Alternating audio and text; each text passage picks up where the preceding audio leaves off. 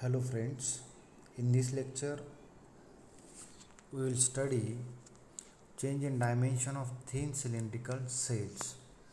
So we have seen in previous lectures, that is longitudinal stress, then circumferential stress or hoop stress. So now in this lecture we will study circumferential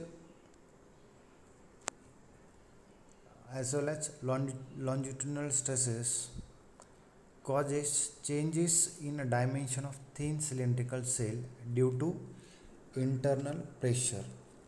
Okay, so we'll see how the change in dimension of thin cylindrical cell occurs due to internal pressures. As we know that the stress acting on the surface of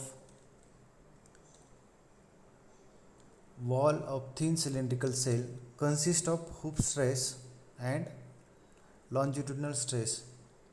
So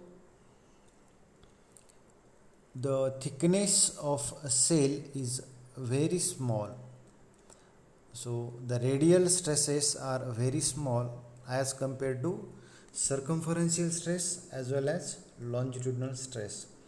So cell is subjected to biaxial stress system. So we have to revise some formulas.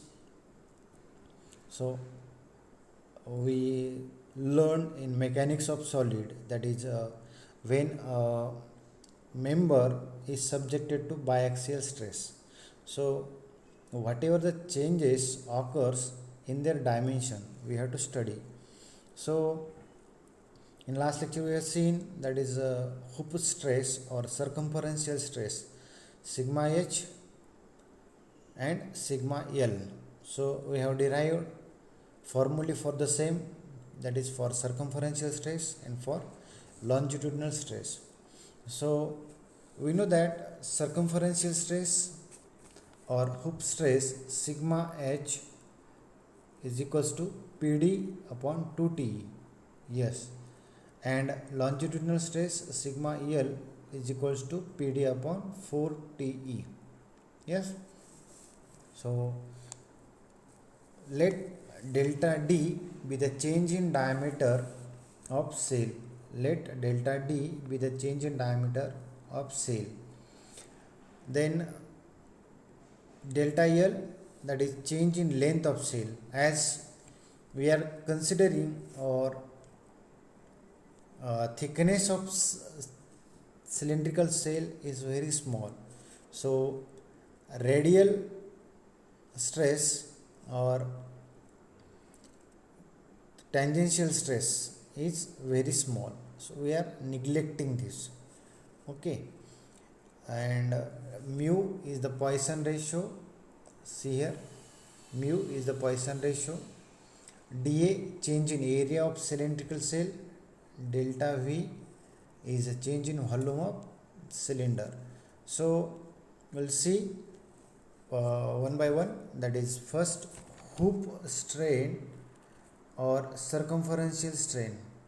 So we know that hoop strain is nothing but stress divided by Young's modulus, but here it is subjected to biaxial stresses. So see here, sigma h and sigma l. So EH is nothing but a hoop strain. EH is nothing but hoop strain or circumferential strain. So EH is equal to 1 by E sigma h minus mu sigma l. So sigma h minus mu sigma l. So 1 by E, so we know that sigma h is equals to PD upon 2T here, and sigma l is equal to PD upon 4T. To substitute these values in this equation, so we will get EH is equals to delta D upon D, that is PD upon 4TE into 2 minus mu. So as a cylinder is subjected to biaxial stress, so see here, this is cylinder drawn here, so sigma L and sigma C. So biaxial stress, that is radial stress, is very small. So we have seen in mechanics of solid, that is circumferential strain along circumference of the cylinder. So EC, that is circumferential, equals to EC equals to circumferential strain due to sigma C plus lateral strain due to sigma L. Similarly, strain along longitudinal direction, so EL is nothing but a longitudinal strain due to sigma L plus circumferential strain due to sigma C.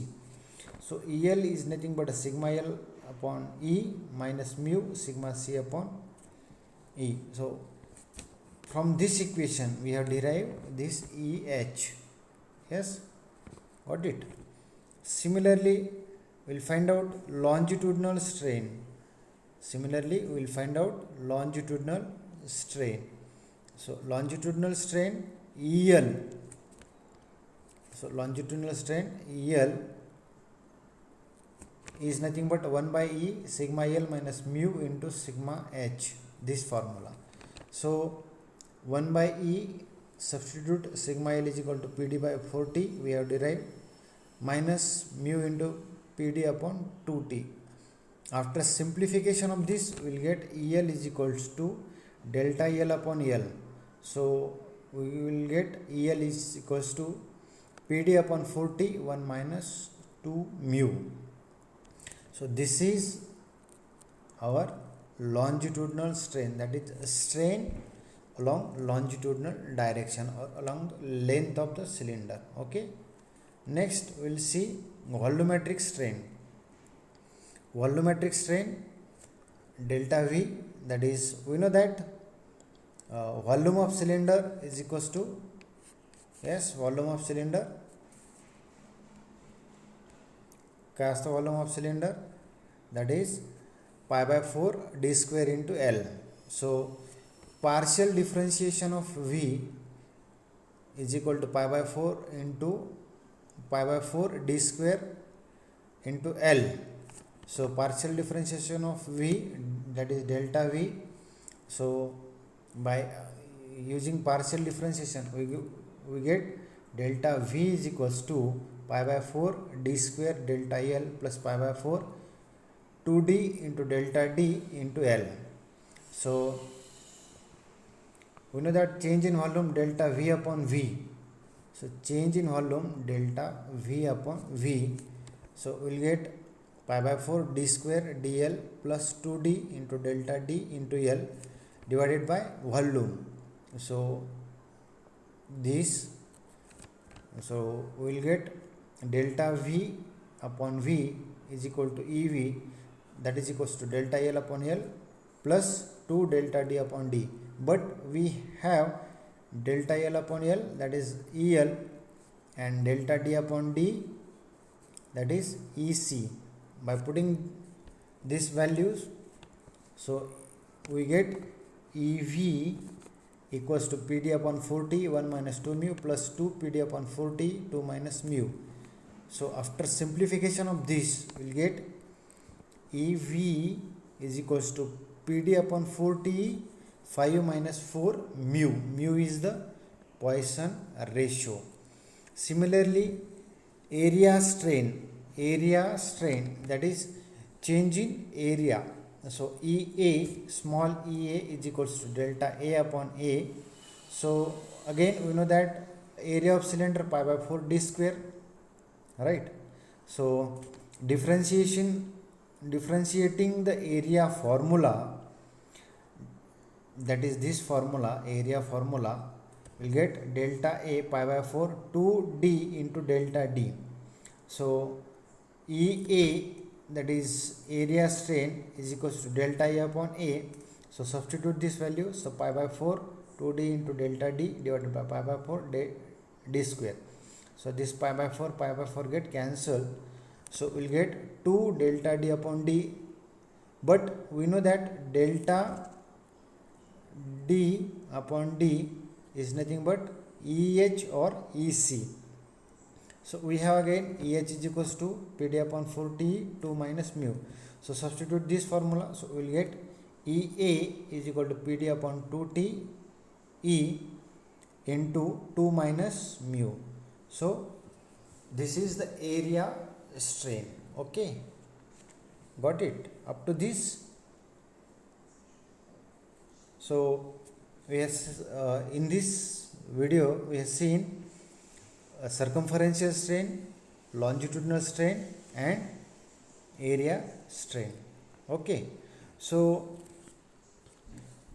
these are the change in dimension of thin cylindrical cell due to internal pressure. Got it? लक्षात येते सगळ्यांच्या? तर हे समजून घ्या आणि will see numerical on this